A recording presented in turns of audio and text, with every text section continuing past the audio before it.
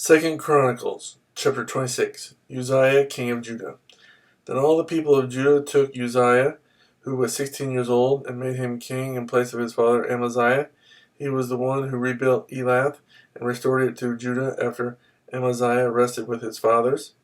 Uzziah was 16 years old when he became king, and he reigned in Jerusalem 52 years. His mother's name was Jechaliah. She was from Jerusalem. He did what was right in the eyes of the Lord, just as his father Amaziah had done. He sought God during the days of Zechariah, who instructed him in the fear of God. As long as he sought the Lord, God gave him success. He went to war against the Philistines and broke down the walls of Gath, Jabneh, and Ashdod. He then rebuilt towns near Ashdod and elsewhere among the Philistines. God helped him against the Philistines and against the Arabs who lived in Gur-baal, and against the Meunites. The Ammonites brought tribute to Uzziah, and his fame spread as far as the border of Egypt because he had become very powerful. Uzziah built towers in Jerusalem at the corner gate, at the valley gate, and at the angle of the wall, and he fortified them. He also built towers in the desert and dug many cisterns, because he had much livestock in the foothills and in the plain. He had people working his fields and vineyards in the hills and in the fertile lands, for he loved the soil. Uzziah had a well-trained army, ready to go out by divisions according to their numbers, as mustered by Jael, the secretary, and Messiah, the officer, under the direction of Hananiah, one of the royal officials. The total number of family leaders over the fighting men was 2,600.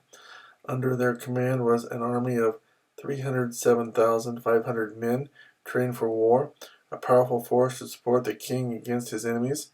Uzziah provided shields, spears, helmets, coats of armor, bows, and slingshots for the entire army. In Jerusalem, he made machines designed by skillful men for use on the towers and on the corner defenses to shoot arrows and hurl large stones. His fame spread far and wide, for he was greatly helped until he became powerful. But after Uzziah became powerful, his pride led to his downfall. He was unfaithful to the Lord his God and entered the temple of the Lord to burn incense on the altar of incense. Azariah, the priest, with 80 other courageous priests of the Lord, followed him in.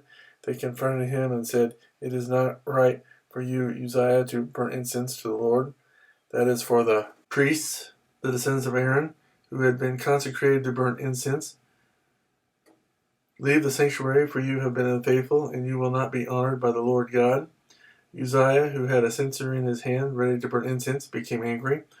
While he was raging at the priests in their presence before the incense altar in the Lord's temple, leprosy broke out on his forehead.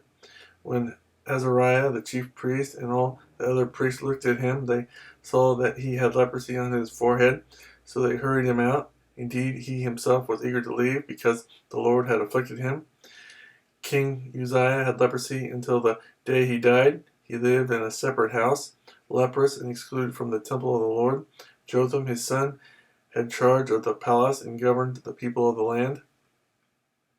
The other events of Uzziah's reign, from beginning to end, are recorded by the prophet Isaiah, son of Amoz. Uzziah rested with his fathers and was buried near them in a field for burial that belonged to the kings, for people said he had leprosy. And Jotham, his son, succeeded him as king.